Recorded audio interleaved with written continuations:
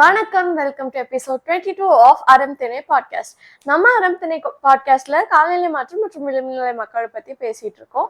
அந்த வரிசையில இன்னைக்கு எதை பத்தி பேச போறோம் அப்படின்னா, தமிழ்நாடு வேளாண் பட்ஜெட். இப்போ நம்ம பிப்ரவரி மார்ச் மாசம் ஆனாலே தமிழ்நாட்டு பட்ஜெட்டை பத்தி நிறைய இந்த சட்டமன்ற சர்க்கிள்ஸ்லயும் சரி, அரசியல் வட்டங்கள்ல பட்ஜெட்டை பத்தி அதிகமா பேசும். கடந்த 4 வருஷமா தமிழ்நாடு விவசாயத்துறைக்குன்ட்டு வேளாண் துறைக்குன்ட்டு தனியா ஒரு பட்ஜெட் தாக்கல் செஞ்சுட்டு வராங்க. அந்த வரிசையில இப்போ நம்ம காலநிலை மாற்றம் பத்தி பேசும்போது அதுல விவசாயிகள் வேளாண் துறையில் இருக்கும் மக்களுக்கான இம்பாக்ட்ஸை பத்தி பேசும்போது இந்த வேளாண் பட்ஜெட்ல ஒரு பாலிசி லெவல்ல என்ன மாதிரியான விஷயங்கள் மக்களுக்கு களத்துல தேவை இருக்கு அப்படின்ற மாதிரியான விஷயங்களை பேசுறதுதான் இன்னைக்கான எபிசோட். வாங்க எபிசோட்குள்ள போலாம்.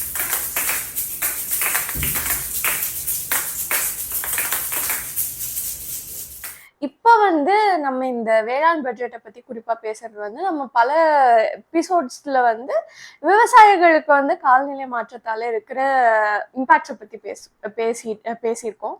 அதுலயும் இப்போ இயற்கை வேளாண்மை பண்றவங்க, இயற்கை விவசாயத்தை இருக்கவங்களுக்கான சவால்கள் சிக்கல்கள்ன்றதே குறிப்பா கிளைமேட் சேஞ்ச் செனாரியோல பல பரிணாமங்கள் எடுத்துக்கிட்டு இருக்கு.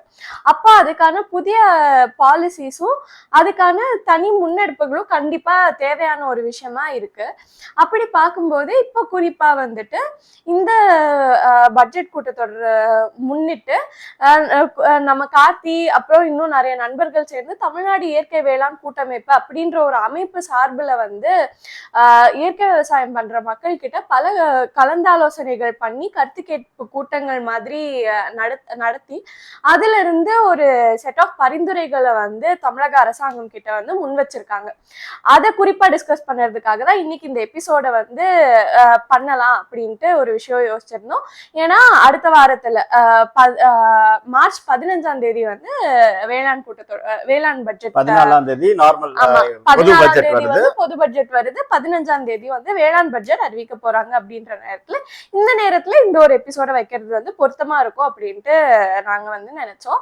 ஸோ கார்த்தி, இப்போ நம்ம அந்த பட்ஜெட்ல நீங்க கொடுத்திருக்க பரிந்துரைகள்ல என்னெல்லாம் இருக்குது அப்படின்ட்டு போறதுக்கு முன்னாடி ஒரு கள அளவுல வேலை செய்யும் போது பட்ஜெட் அளவுக்கு பாலிசி லெவல்ல யோசிக்கிறதும் அதுக்காக மக்களோட கூட்டா வேலை செஞ்சு ஒரு டாக்குமெண்ட்க்கு டிரைவ் ஆகுறதும் ஒரு பெரிய ப்ராசஸ். ஸோ இதை நீங்க எப்படி ஆரம்பிச்சீங்க, எங்க இருந்து பட்ஜெட்டுக்காக ஒரு பரிந்துரைகளை டிராஃப்ட் பண்ணலாம் அப்படின்ற ஒரு தாட் ப்ராசஸ் வந்துச்சு? அதுல எப்படி மக்களோட நீங்க எங்கேஜ் ஆகி இதை பண்ணீங்க? ஸோ இந்த அக்ரிகல்ச்சர் பட்ஜெட் தனியான வேளாண்மைக்கான பட்ஜெட் கடந்த இது 4வது வருஷம், கடந்த ஒரு 3 வருஷமா நடந்துட்டு இருக்கு. ஸோ போன வருஷம் அது ஒரு பெரிய ஒரு முன்னெடுப்புன்னு கூட சொல்லலாம். ஒரு என்ன சொல்றது, தமிழ்நாடு பல விஷயங்கள்ல உதாரணமா இருக்கு, அதுல இதுன்னு சொல்லலாம். ஆனா அதுல இருக்கக்கூடிய கருத்துக்கள், அதுல என்ன மாதிரியான விஷயங்கள் இருக்கு அப்படின்ற பாக்குறப்போ அதுக்கான ஒரு டிசப்பாயின்மெண்ட், சில லெவல்ஸ்ல டிசப்பாயின்மெண்ட்ஸ் இருக்கு. ஸோ போன வருஷம் பட்ஜெட் அனௌன்ஸ் பண்ணதுக்கு அப்புறம் ஒரு ஆன்லைன் கூட்டம் வச்சிருந்தோம், ஆன்லைன் டிஸ்கஷன் வச்சிருந்தோம். அதுல இந்த பட்ஜெட்ல என்ன மாதிரியான விஷயங்கள் இருக்கு, அதுக்கான கருத்துக்கள் பட்ஜெட் அனௌன்ஸ் பண்ணதுக்கு அப்புறம் வச்சிருந்தோம். அதுல என்ன நிறை குறைகள் இருக்கு, அதை நம்ம எப்படி நம்மளுக்கு சாதகமா என்னென்ன விஷயங்கள்லாம் எடுத்துட்டு போகலாம் அப்படின்ற ஒரு டிஸ்கஷன் வச்சிருந்தப்போ என்ன யோசிச்சோம்னா, இந்த பட்ஜெட் அனௌன்ஸ் பண்ணதுக்கு அப்புறம் இதுல இதெல்லாம் இல்லை அப்படின்றத நம்ம நிறைய டிஸ்கஸ் பண்ணப்போ வரப்போ, அப்ப இது என்ன யூஸ் இருக்கு, அப்ப அனௌன்ஸ் பண்றதுக்கு முன்னாடியே நம்ம இந்த எஃபர்ட் போட்டிருக்கணும் அப்படின்ற ஒரு டிஸ்கஷன் வந்தது.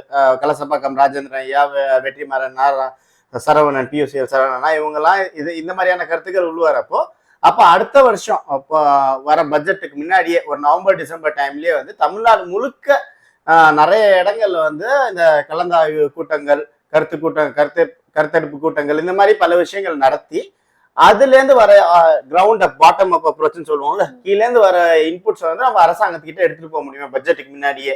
அப்ப அதுல சில விஷயங்கள் பட்ஜெட்ல அவங்க கொண்டு வரதுக்கான முயற்சி எடுக்க வைக்க முடியுமா அப்படின்ற ஒரு தாட் ப்ராசஸ்ல தான் வந்தது. அதை ஸோ அப்படிதான் இந்த ப்ராசஸ் ஆரம்பிச்சது. ஸோ இது நெக்ஸ்ட் ஸ்டெப்பா என்ன பண்ணோம்னா, போன வருஷம் நவம்பர் டிசம்பர் போல இந்த ப்ராசஸ் ஆரம்பிச்சோம். ஸோ அப்போ ஒரு எக்ஸாம்பிள் எடுத்துக்கிட்டோம்னா, போன வருஷம் பட்ஜெட்ல வெறும் 0.05% தான் இயற்கை விவசாயத்துக்கு ஒதுக்கப்பட்டிருந்தது. முழு வேளாண் பட்ஜெட்ல 0.05% தான் இயற்கை விவசாயத்துக்கு இருக்கு. அப்போ அதை எப்படி முன்னெடுக்கலாம் அப்படின்னு சொல்லிட்டு 6 இடங்கள்ல தொடர்ச்சியா கலந்தாய்வு கூட்டங்கள் நடத்தணும், கருத்து கேட்பு கூட்டங்கள் நடத்தணும். அது எப்படின்னா வந்து ஒரு ஜோன்லயுமே டிஃப்ரெண்ட் ஜோன்ஸா பிரிச்சு தமிழ்நாட்டை அந்த ஜோன்ஸ்ல ஸோ தட் எல்லாரோட பார்ட்டிசிபேஷன் இருக்கும். அக்ரிகல்ச்சர் வந்து ஒரு லொகேஷன் ஸ்பெசிஃபிக்கா இருக்கப்ப எல்லாரோட பார்ட்டிசிபேஷன் இருக்குன்றதுக்காக திருவண்ணாமலை ஆரம்பிச்சோம். அதுக்கப்புறம் திருப்பூர், கோயம்புத்தூர் மண்டலத்துக்கு கோயம்புத்தூர், திருப்பூர் அங்க நடத்தணும். அதுக்கப்புறம் வந்து திருநெல்வேலியில நடத்தணும், மதுரையில, திருச்சியில நடத்தணும், மதுரையில நடத்தணும், அதுக்கப்புறம் தஞ்சாவூர்ல நடத்தணும். இந்த மாதிரி எல்லா இடங்களையுமே ஒருங்கிணைச்சு அதை வந்து ஒரு டிராஃப்டிங் கமிட்டி மாதிரி உருவாக்கணும். ஸோ அதுல இருந்து வர பாயிண்ட்ஸ் எல்லாத்தையுமே ஒருங்கிணைச்சு ஒரு டிராஃப்டிங் கமிட்டி மாதிரி உருவாக்கி அந்த பாயிண்ட்ஸ் எல்லாம் கன்சாலிடேட் பண்ணி ஒரு 50 கோரிக்கைகள், முக்கியமான ஒரு 50 கோரிக்கைகளும் மொத்தமா ஒரு 50 கோரிக்கைகள், அதுல முக்கியமான ஒரு 10 கோரிக்கைகளா பிரிச்சு எடுத்துட்டு வந்தோம். ஒரு 8 தலைப்புல, அதை பத்தி இன்னும் டீட்டெயிலா பேசலாம், ஒரு 8 தலைப்புல பிரிச்சு அந்த ஹோல் ப்ராசஸ் ஒரு ஸ்ட்ரீம்லைன் ப்ராசஸா எடுத்துட்டு போயிருந்தோம். ஸோ இப்போ இந்த ஒரு கலந்துரையாடல இருந்து இதை டிராஃப்ட் பண்ணி ஒரு அறிக்கையா கொண்டு வர்றது அப்படின்றது ஒரு லாங் ப்ராசஸ். இது த்ரூ அவுட்டே பல இடங்கள்ல ஆங்கரிங் பர்சனாகவும் பல இடங்கள்ல ஒரு முக்கியமான ஒரு பங்கேற்பாளராகவும் இந்த ப்ராசஸ்ல நீ இருந்திருக்க அப்படின்றப்போ ஒரு இளம் செயற்பாட்டாளரா உன்னோட புரிதலோ உன்னோட அண்டர்ஸ்டாண்டிங் வந்து இதுல எப்படி மோல்ட் ஆச்சு, இதுல இருந்து நீ கத்துக்கிட்ட விஷயங்கள் வந்து என்ன மாதிரியானதா இருக்கு கார்த்தி?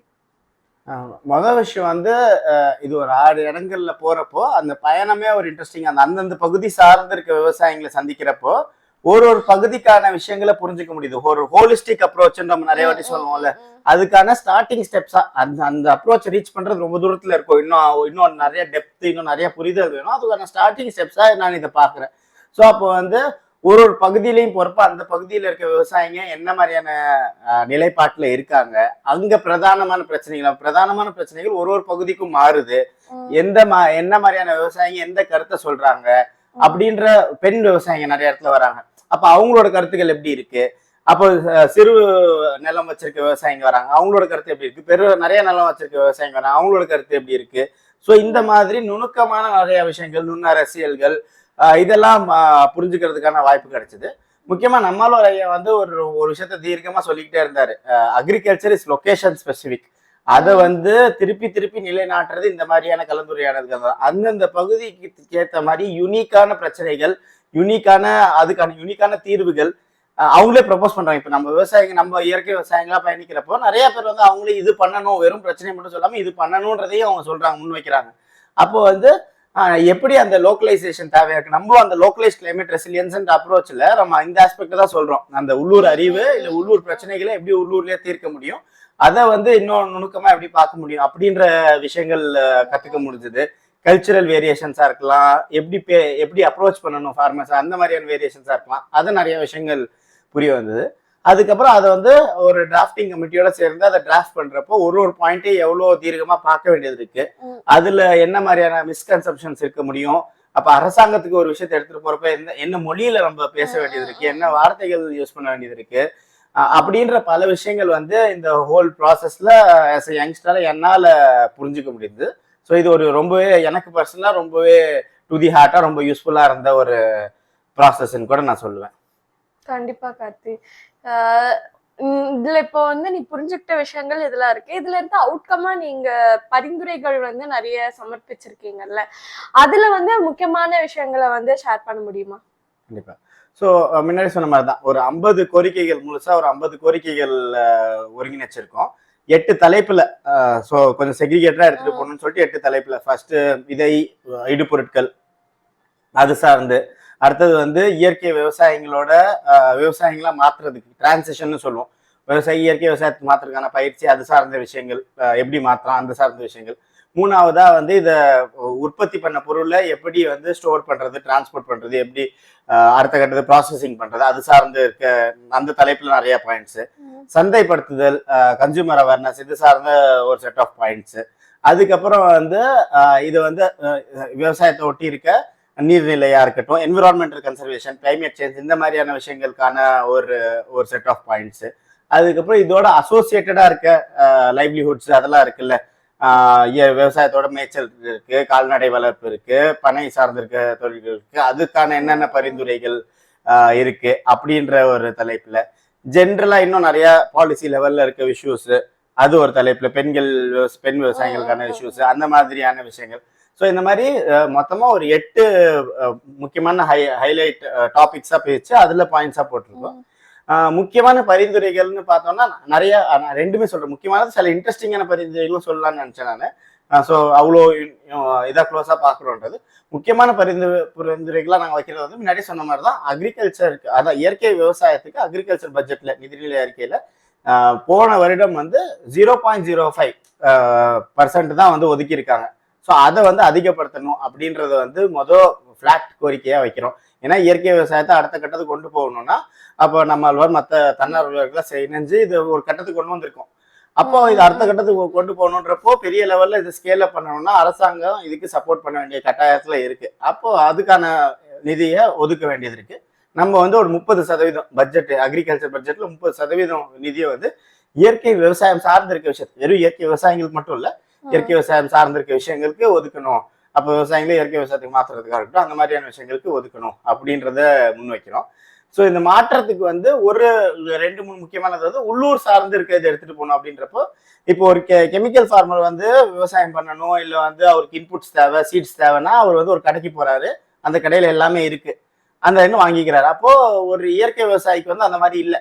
அப்போ அதே சிஸ்டம் இங்க டிஃப்ரெண்ட் பண்ணோம்னா திருப்பியும் வந்து அந்த சுரண்டல் கீழேயோ ஏகாத்தை பத்தியும் பெரிய பெரிய கார்பரேட்ஸ் கீழே அக்ரிகல்ச்சர் இருக்க மாதிரி ஆயிரும்.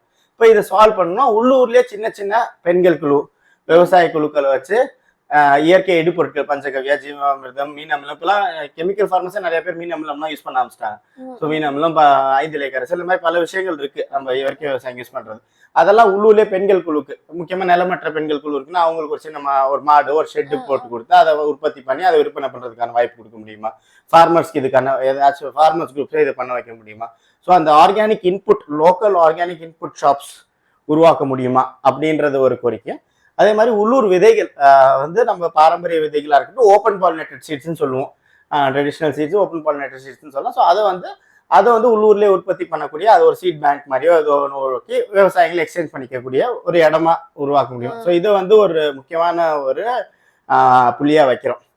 ஸோ இது வந்து விவசாய பக்கத்தில் இருக்கப்போ, அதே வந்து நுகர்வோர் சார்ந்து நம்ம பேசுறப்ப வந்து ஒரு கருத்து ரொம்ப ஜென்ரலா வைக்கிறது வந்து இயற்கை விவசாயத்துக்கான பொருட்கள், இயற்கை உணவுப் பொருட்கள் வந்து வெறும் சில தட்டு மக்களுக்காக மட்டும்தான் உற்பத்தி ஆகுது, அவங்களுக்கு மட்டும் தான் போய் சேருது. அப்ப எல்லாருக்குமே நம்மளோட இது வந்து நஞ்சில்லா உணவு, அப்ப அததான் உணவுன்னு நம்ம சொல்றோம். அப்ப நஞ்சில்லா உணவு எல்லாருக்குமே போய் சேரணும் அப்படின்ற ஒரு விஷயத்த முன் வைக்கிறப்போ, இது அடுத்த கட்டத்துக்கு எடுத்துட்டு போகணும். அப்படின்றப்போ வந்து என்ன பண்ணலாம்னா, ஆல்ரெடி நம்மளுக்கு ரேஷன் கடைகள் இருக்கு, நிறைய கவர்மெண்ட் ஸ்கீம்ஸ்ல ப்ரொக்யூர்மெண்ட் நடக்குது. பிரேக்ஃபாஸ்ட் ஸ்கீம் ஒரு அற்புதமான ஒரு திட்டம், ஒரு நேஷனல் லெவல்ல வந்து ஒரு குளோபல் லெவல்லயே வந்து ஒரு என்ன சொல்றது எல்லாரையுமே வந்து பார்க்க வச்ச ஒரு திட்டமா இந்த பிரேக்ஃபாஸ்ட் ஸ்கீம் இருக்கு. அப்ப மிட் டே மீல் ஸ்கீம் இருக்கு, ஐசிடிஎஸ் இருக்கு. நம்ம ஊர்ல வந்து பெண்கள் வந்து பிரெக்னெண்டா இருக்கப்ப அவங்களுக்கு ஒரு கிட்டு கொடுக்குறாங்க, உணவு கிட்டு கொடுக்குறாங்க. ஸோ இந்த மாதிரி நிறைய கவர்மெண்ட் வந்து ஒரு பெரிய ப்ரொக்யூரரா இருக்கு ஃபுட்டை பொறுத்த வரைக்கும். அப்போ கவர்மெண்ட் எதை ப்ரொக்யூர் பண்ணுதோ அது சார்ந்து டைரக்ஷன்ஸ் நிறைய விஷயங்கள் மாறவும் செய்யும். அப்போ கவர்மெண்ட் ப்ரொக்யூர் பண்ற மொத்த இதுல வந்து ஒரு 30% இயற்கை விவசாயிகளோட பொருட்கள் இருக்க முடியுமா? அப்போ அந்த மிட் டே மீல் ஸ்கீம்ல போடுற காய்கறிகள் அங்கே உள்ளூர்லேயே இருக்க லோக்கல் காய்கறி விவசாயிகள்கிட்ட எடுத்துக்க முடியுமா? அரிசி வந்து பாரம்பரிய அரிசி எடுத்துக்க முடியுமா? எண்ணெய் வந்து பாம் ஆயில் கொடுக்குறாங்க ரேஷன் கடையில், அதுக்கு பதிலாக ஒரு கடல் எண்ணெயோ தேங்காய் எண்ணெயோ நல்லெண்ணெயோ கொடுக்க முடியுமா? அது ஒரு இயற்கையாக வச்ச விவசாயிகிட்ட இருந்து எடுத்து கொடுக்க முடியுமா? ஸோ இந்த மாதிரி வந்து இது எல்லாருக்குமே போக வேண்டிய ஒரு கட்டாயத்தில் இருக்கிறதுனால ஸோ 2 பக்கம்கான வேலைகளும் பார்க்கணும் அப்படின்றது அது ஒரு புள்ளியா வைக்கிறோம். அது இல்லாமல் வந்து இப்போ ட்ரைனிங்க்கு வந்து அகைன் விவசாயிகள் ட்ரைனிங் கொடுக்கறதுக்கான மையங்கள் உருவாக்க முடியுமா? லேர்னிங் சென்டர்ஸ்ன்னு சொல்றோம். ஸோ அந்த மாதிரி மையங்கள் உருவாக்க முடியுமா அப்படின்ற ஒரு கோரிக்கை வைக்கிறோம். அதுக்கப்புறம் வந்து உழவர் விடியல் பேருந்து, அப்போ வந்து விவசாயிங்க வந்து அவங்க உற்பத்தி பண்ற பொருளை அடுத்த கட்டத்துக்கு டிரான்ஸ்போர்ட் பண்றது ஒரு பெரிய கஷ்டமா இருக்கு. நம்ம கூட பஸ்ல எல்லாம் பாக்கும்போது பெரிய மூட்டை எடுத்துட்டு வந்தாலே அவங்களை ட்ரீட் எக்ஸ்ட்ரா சார்ஜ் பண்ணுவாங்க, வேற மாதிரி ரொம்ப பேடா ட்ரீட் பண்ணுவாங்க. கடைக்குட்டி சிங்கம்ல வந்து கார்த்தி ஒரு சீனே வச்சிருப்பாப்ல அந்த படத்துல, இந்த மாதிரி வந்து அந்த சீட்டை எடுத்துட்டு அதுக்குன்னு விவசாயிகளுக்கும் ஒதுக்கணும்னு. ஸோ அப்போ அதுலயும் சில கஷ்டங்கள் இருக்கு. அப்போ வந்து விவசாயிகளுக்குன்னே தனியா அவங்களோட பொருட்களை சந்தைக்கு எடுத்துட்டு போறதுக்கான ஒரு இப்ப மகளிர் விடியல் பேருந்து அப்படின்னு இருக்கு, அப்ப உழவர் விடியல் பேருந்து அப்படின்றத கொண்டு வந்து அது வெறும் டிரான்ஸ்போர்டேஷன், கொரியர் எல்லா சர்வீஸுமே விவசாயிகளோட பொருட்கள் எக்ஸ்க்ளூசிவா டிரான்ஸ்போர்ட் அண்ட் கொரியர் பண்றதுக்கான எல்லா சர்வீசஸுமே பஸ்ல விவசாயம் கொண்டு போனா அதுல கொண்டு போகலாம். ஒரு குறிப்பிட்ட டைமுக்கு மட்டும் அதை இயக்கட்டும். காலையில ஈவினிங் மட்டும் தான் தேவை இருக்கும். பஸ்ல கொண்டு போனா கொண்டு போகலாம். அதுக்கப்புறம் அந்த லோக்கல் இருக்கிற டவுனோ சிட்டி கிட்ட இருந்து என்ன சொல்றது கொரியர் சர்வீஸாகவும் ஃபங்க்ஷன் ஆகுதுன்னா இது ஒரு விவசாயிகளுக்கு ஒரு ரொம்ப யூஸ்ஃபுல்லான ஒரு விஷயமா இருக்கும். ஸோ இது மாதிரியான விஷயங்கள். அப்போ வந்து பெண் விவசாயிகளுக்கு ரெகக்னிஷன் கொடுக்கணும். அப்ப கிசான் இப்ப கிசான் கிரெடிட் கார்டுன்னு விவசாயிகளுக்கு கிட்ட இருக்கும் எல்லா விவசாயிகளுக்கும். அப்போ அதுல பெண்கள் பேரை இணைக்கணும். அப்போ வந்து கிரெடிட் ஆக்சஸ் அவங்களுக்கு கிடைக்கும். நிலமற்ற விவசாயிகளையும் இணைக்கணும். அப்போ இப்ப எப்படி இருக்குன்னா நிலமுறுக்க விவசாயிங்க நிறைய இடத்துல நிலம் இருக்கும், அவங்க குத்தகை கொடுத்துருப்பாங்க. எல்லா ஸ்கீம்ஸ் எல்லா சப்போர்ட்டுமே அந்த நிலமிருக்க விவசாயிகளுக்கு தான் போய் சேரும். அப்போ நிலமற்று விவசாயம் பண்ணிருப்பாங்க, குத்தகைக்கு விவசாயம் பண்றவங்க அவங்களுக்குலாம் வந்து இந்த பெனிஃபிட்ஸ் போய் சேராது. அப்போ அவங்களே ஃபார்மரை ரெக்கக்னைஸ் பண்ணோம்னா அந்த பெனிஃபிட்ஸ்லாம் போய் சேரும். ஸோ அது சார்ந்து எடுத்துட்டு போறது. அதுக்கப்புறம் ஹியூமன் அனிமல் கான்ஃபிளிக்ட் ஒரு பெரிய விஷயமா வருது. அதை ரிசால்வ் பண்றதுக்கான வேலைகள் எடுத்துட்டு போறது. லேபர் பத்தி அதை இன்னும் நம்ம தீர்க்கமா இன்னும் நிறைய பேச வேண்டிய ஒரு டாபிக். அதை பத்தியே ஒரு டாபிக் நம்ம ஒரு நாள் வைக்கலாம். அக்ரிகல்ச்சர் லேபருக்கான டைனமிக்ஸ்ன்றது வந்து ஒரு ரொம்பவே காம்ப்ளிகேட்டடான ஒரு டைனமிக்ஸ். பட் ஆனா அது ஒரு பெரிய பிரச்சனையா வந்து நிக்குது இப்போ. அப்ப அதை சால்வ் பண்றதுக்கு சின்ன சின்ன கருவிகள் விவசாயிகளுக்கு உருவாக்கி தர முடியுமா? அப்போ 100 நாள் வேலை வாய்ப்பு திட்டம் இருக்குன்னா அதை இன்னும் எப்படி ஸ்ட்ரீம்லைன்டா எடுத்துட்டு போக முடியும்? ஸோ இந்த மாதிரியான பல கோரிக்கைகளை அம்சங்கள் இது ஸ்கூல்ஸ் அண்ட் காலேஜஸ்க்கு எடுத்துட்டு போக வேண்டிய தேவை இருக்கு. இயற்கை விவசாயத்தை அது சார்ந்து வேலைகள் பண்ண வேண்டிய தேவை இருக்கு. ஸோ இந்த மாதிரி அந்த ப்ராசஸிங் இது எல்லாமே ஒரு டாபிக்கா எடுத்து பல விஷயங்கள் கிளைமேட் சேஞ்ச் அப்போ முக்கியமான ஒரு விஷயம் வரப்ப அப்ப அதுக்கு வந்து அங்கங்க வெதர் ஸ்டேஷன்ஸ் போட வேண்டிய தேவை இருக்கு. இப்போ சில ட்ரெடிஷ்னல் மெத்தட்ஸும் இருக்கு. கற்பட்டோன்னு சொல்லுவாங்க. ட்ரெடிஷ்னல் மெத்தட்ஸும் இருக்கு நம்ம வெதரை ப்ரெடிக்ட் பண்றதுக்கு. ஸோ இதை மாடர்னை இன்டெகிரேட் பண்ண முடியுமா? அதுக்கான ரிசர்ச்சஸ் கொண்டு வர்றது. இந்த மாதிரி பல விஷயங்கள் வந்து அந்த கோரிக்கைகளை இணைச்சு நம்ம கொடுத்துருக்கோம். ஸோ இதுல முன்னாடி சொன்ன மாதிரி நிறைய நுணுக்கமான பாயிண்ட்ஸும் இருக்கும். ஃபார் எக்ஸாம்பிள் வந்து ஒன்று வந்து என்ன சொன்னாங்கன்னா அது அந்த ஸ்பெசிஃபிக்காக அந்த மீட்டிங்ல சண்டிகர்ல இருந்து ஒரு அக்ரிகல்ச்சர் சயின்டிஸ்ட் 2 பேர் வந்திருந்தாங்க. அவங்களுக்கு ஆக்சுவலா தமிழ்லே புரியல, எப்படியோ மேனேஜ் பண்ண ஏதோ ஒரு ரீசனுக்காக வந்துட்டாங்க. ஸோ அப்போ அவங்க வந்து உள்வாங்கிக்கிற ஒரு பாயிண்ட்னு அவர் ஏறிச்சு சொன்னது என்னன்னா வந்து பெண்கள் ஏறிச்சு இந்த கருவிகள் இருக்குல்ல அதெல்லாம் பெண்கள் யூஸ் பண்ற மாதிரி டிசைன் ஆகல. முக்கியமா இப்போ விவசாயத்துல வந்து வீடிங் வந்து ஒரு முக்கியமான விஷயம், களை எடுக்கிறது ஒரு முக்கியமான விஷயம் இருக்கு. இப்போ கோணம் வீடுற அந்த நிறைய வீடர்ஸ் இருக்கு, பிரஷ் கட்டர் இருக்கு, அதெல்லாம் வந்து பெண்கள் ஈஸியா யூஸ் பண்ற மாதிரி டிசைன் ஆகல. அப்ப பெண்கள் ஈஸியா யூஸ் பண்ற மாதிரியான கருவிகள் தேவை அப்படின்னு சொல்றது வந்து அவர் உள்வாங்கிக்கிறாரு. அப்ப அவ்வளோ கருத்துக்கள் சொல்றோம். ஒரு மீட்டிங்கும் வந்து ஒரு 3 மணி நேரம் 4 மணி நேரம் தொடர்ச்சியா எல்லாருக்குமே பேச டைம் கொடுத்து அதை நெறிப்படுத்தி அப்படி பண்றப்போ அவ்வளவு கருத்துக்கள் அதை அவர் உள்வாங்கிக்கிறார் ஒரு சயின்டிஸ்டா இருந்துட்டு. ஸோ அது வந்து ஒரு டிஃப்ரெண்ட் பெர்ஸ்பெக்டிவா இருக்கு. அவர் இப்போ அதை போயிட்டு யார்ட்டையா சொல்றப்ப இது சொல்லுவாரு, நம்மலாம் ஏதோ இது பண்ணி கண்டுபிடிச்சோம் அதை கண்டுபிடிச்சோம்னு சொல்றோம், அங்கே ரவுண்ட் லெவல்ல இது சொல்றாங்க அப்படின்ற ஒரு விஷயத்த அவர் எடுத்துட்டு போவாரு. ஸோ அது மாதிரியா இருக்கட்டும். இன்னொன்று ஃபார் எக்ஸாம்பிள் முன்னாடியே நம்ம இதை பத்தி பேசியிருப்போம், கிணறுகளை மீட்டு எடுக்கிறதுக்கு சின்ன சின்ன சப்போர்ட்ஸ் கொடுக்க முடியுமா, அந்த மாதிரியான கருத்துக்களா இருக்கட்டும். அதுக்கப்புறம் இப்போ எண்ணெய் வித்து பயிர்கள் ரொம்ப கடலை இதெல்லாம் இருக்கு. அது இல்லாம வந்து ஆமணக்கு எண்ணெய், வேப்ப எண்ணெய், அதுக்கான சின்ன சின்ன இண்டஸ்ட்ரீஸ் உருவாக்க முடியும். ஏன்னா அதுக்கான ஒரு பெரிய டிமாண்ட் இருக்கு. புங்க எண்ணெய் இதுக்கெல்லாம் ஒரு பெரிய டிமாண்ட் இருக்கு. ஆனா அதை வந்து ஒரு ஸ்ட்ரீம்லைன் பண்ண முடியல. அதுக்கான ஒரு சிஸ்டம்ஸ் சின்ன சின்ன லெவல்ஸ் சிஸ்டம்ஸ் கொண்டு வர முடியுமா? ஸோ ஏரி குளங்களை காப்பாற்றணுன்றது ஒரு பெரிய பாயிண்டா இருந்தாலும் கால்வாய்கள் விவசாயத்தை பொறுத்த வரைக்கும் கால்வாய்கள் ஒரு பெரிய கெனால்ஸ் ஒரு பெரிய ரோலா இருக்கு. அப்போ கெனால்ஸை வந்து கரெக்டா ஸ்ட்ரீம்லைன் பண்ணி எடுத்துட்டு போக முடியுமா? ஸோ இந்த மாதிரி நிறைய இன்னொன்று வந்து இப்போ வந்து அக்ரி கிளினிக்னு ஒரு சிஸ்டம் கொண்டு வந்திருந்தாங்க கெமிக்கல் ஃபார்மிங்கை ப்ரமோட் பண்றதுக்கு. ஸோ அது என்னன்னா வந்து ஒரு விவசாயிக்கு எதனாச்சும் ப்ராப்ளம்னா அந்த இலையை கொண்டு போய் பிச்சு இந்த பூச்சி தாங்க அஃபெக்ட் ஆயிருக்கு அப்படின்னு சொல்லிட்டு போய் அந்த அவர்கிட்ட காட்டினோன்னா அவர் வந்து இந்த மருந்து அடி அந்த மருந்து அடின்னு சொல்லுவாங்க. ஸோ அதே மாதிரி வந்து மொபைல் அக்ரி என்ன சொல்றது இன்ஃபர்மேஷன் தகவல் மையங்கள் உருவாக்க முடியும். அப்போ இயற்கை விவசாயம் சார்ந்து என்ன டவுட் இருக்குன்னா பிளாக் லெவல்லையோ மாவட்ட லெவல்லையோ இவங்கெல்லாம் தான் அந்த இன்சார்ஜ் அப்படின்ற மாதிரி விவசாயிகளே எடுத்துக்கணும். அவங்க அதுல ஒரு சின்ன இன்கம் பார்த்துக்கலாம். அது அவங்களுக்கு இன்புட் வித்தோ இல்ல சீட்ஸ் இது பண்ணியோ ட்ரைனிங் கொடுத்தோ ஒரு இன்கமும் பார்த்துக்கலாம். ஒரு இன்ஃபர்மேஷனும் நம்ம வந்து முக்கியமா லோக்கல் நாலேஜை வந்து நம்ம இது பண்றப்போ அந்த இன்ஃபர்மேஷன் ஷேரிங்கையுமே வந்து ஸ்ட்ரீம்லைன் பண்ணி எடுத்துட்டு போக முடியுமா?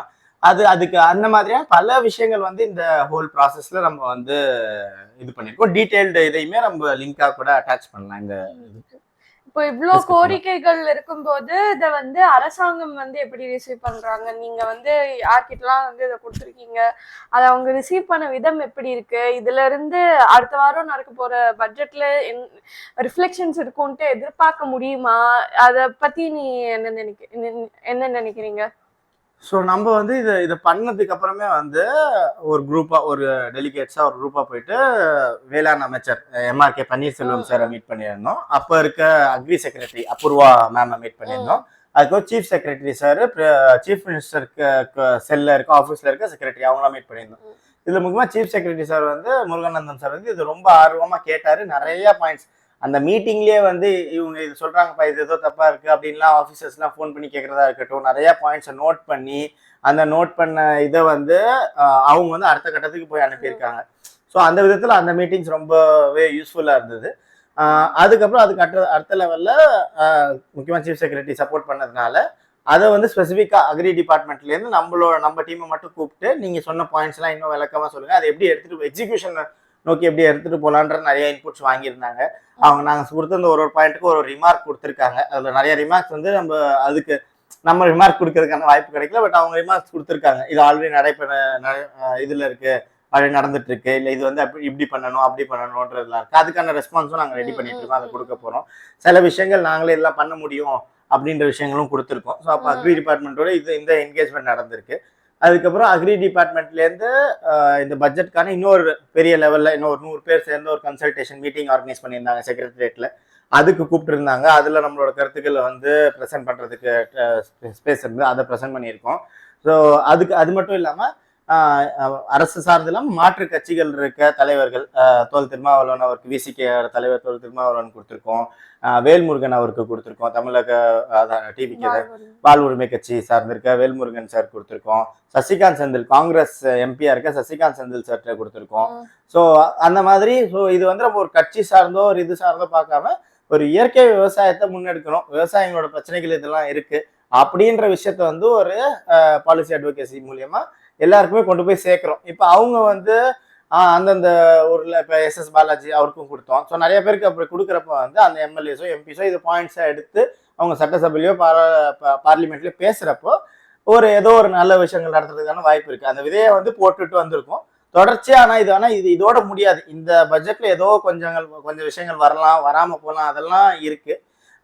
வரும்னு எதிர்பார்க்கிறோம், சில விஷயங்களாச்சும் வரும்ன்றது எதிர்பார்க்கிறோம். பட் வரதோ வரலையோ இதை தொடர்ச்சியா இயங்கிக்கிட்டே இருக்க வேண்டிய தேவை இருக்கு. இந்த விஷயங்கள்லாம் எடுத்துட்டு போக வேண்டிய தேவை இருக்கு. அதுக்கான பேஸ் டாக்குமெண்ட் உருவாக்கிட்டோன்ற சந்தோஷம் எனக்கு இருக்கு. ஸோ அப்போ இனிமேல் நாலு பின்ன எதனாச்சும் ஒரு பாயிண்ட் கேட்டாங்க, இது சீட்ஸை பத்தி ஒரு 10 பாயிண்ட் சொல்லுப்பா, ஒரு 2 பாயிண்ட் சொல்லு, ஏதாச்சும் இம்ப்ளிமெண்ட் பண்ணலாம், டக்குன்னு இதை எடுத்தோமா 2 பாயிண்ட் எடுத்தோமா கொடுத்துடலாம். வேற ஏதாச்சும் பத்தி ஒரு 2 பாயிண்ட் சொல்லு அப்படின்னா ஒரு பேஸ் டாக்குமெண்ட் ரெடி பண்ணிட்டோன்றது தோணுது. அது ஒரு வேலிடான ஒரு 500 விவசாயிங்க ஒருங்கிணைச்சு 500 பேர் வந்திருக்காங்க. அவங்க ரெப்ரசென்ட் பண்றவங்க இன்னும் நிறைய விவசாயிகள் இருக்கும். ஸோ அப்போ 500 பேர் நம்ம மீட்டிங்ஸ் வந்திருக்காங்க. அவங்களெல்லாம் இது பண்ணி நம்ம பண்ணதுல ரொம்ப ஒரு நல்ல ஒரு முயற்சியா இது இருக்கு.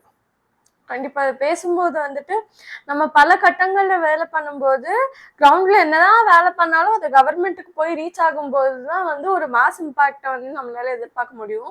அப்போ பாலிசி லெவல்ல வந்து வேலை செய்ய வேண்டிய இம்பார்ட்டன்ஸ் வந்து எவ்வளோ இருக்குது அப்படின்றது வந்து இதுல இருந்து கண்டிப்பா நம்ம தெரிஞ்சுக்கணும். எல்லாமே முக்கியமா நம்ம பார்க்கணும். ஒரு கிரவுண்ட் லெவல் ஆக்ஷன்ஸ் தேவைப்படுது, அது ஒரு லெவல்ல தேவைப்படுது. சிஸ்டமிக் சேஞ்சஸ் அது சார்ந்த வேலை செய்ய வேண்டிய தேவை இருக்கு, ப்ரொட்டஸ்ட் அதெல்லாம் தேவை இருக்கு. அது பாலிசி அட்வொகேசி அதுல ஒரு முக்கியமான ஒரு பார்ட்டா வந்து நிக்குது. இப்போ நீ சொல்லதுல இருந்து என்னால 3 விஷயம் ஒரு விஷயம் அப்சர்வ் பண்ண முடிஞ்சது. என்னன்னா இதுல வந்து 3 வகையான மொழிகள் வந்து நீங்க வந்து கையாண்டிருக்கீங்க அஸ் அ டீம். இது கிரவுண்ட் லெவல்ல மக்களோட கலந்துரையாடல்கள் அந்த மாதிரி பார்க்கும்போது மக்கள் மொழியை வந்து பேச வேண்டிய ஒரு அவசியம் இருக்கு. அடுத்த கட்டத்துல வந்து அதை ஒரு டாக்குமெண்டா அறிக்கையா கன்வெர்ட் பண்றதுக்கு வந்து ஒரு ஆய்வாளரோட மொழியை வந்து கையாள வேண்டியது இருக்கு. அடுத்ததா அதை வந்து அதிகாரத்துல இருக்கிறவங்க கிட்ட ஒரு கவர்மெண்ட் கிட்ட எடுத்துட்டு போகும்போது வந்து அரசியல் மொழியை பேச வேண்டிய ஒரு வேலை இருக்கு. அந்த ஒரு நேர்த்தி தான் வந்து இந்த ஒரு ப்ராசஸை வந்து முழுமையடைய வைக்குது அப்படின்ற மாதிரி தான் வந்து பார்க்க முடியுது. இந்த மாதிரியான விஷயங்கள்ல வந்து யங்ஸ்டர்ஸா நம்ம பண்ண வேண்டிய பொட்டென்ஷியல் வந்து இதுல வந்து அதிகமா இருக்கு.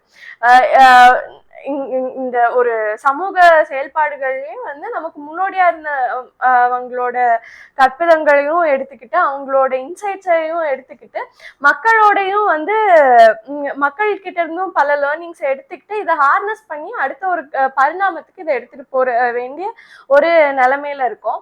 நம்ம கிரவுண்ட்ல வந்து என்னதான் நிறைய ஆக்ஷன்ஸ் பண்றோம். ஆனா இந்த எல்லா ஆக்ஷன்ஸுமே அடுத்த படிநிலைகளை அடைஞ்சு கடைசியா எப்ப அதிகாரத்துல இருக்கிறவங்க கிட்ட போய் சேர்ந்து அவங்களுக்கு அந்த புரிதலை வந்து கொண்டு போகுதோ அன்னைக்குதான் வந்து இந்த மாற்றத்துக்கான ஒரு கண்ணோட்டம் அப்படின்றது வந்து முழுமை அடைகிறத வந்து நம்மளால பார்க்க முடியும்.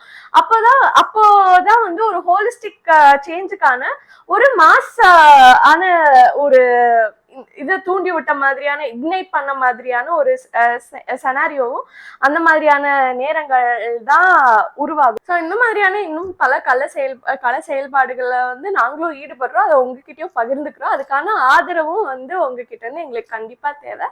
இன்னும் பல பகிர்வுகளுக்கு ஸ்டே டியூன் டு அறம் தமிழ் பாட்காஸ்ட்.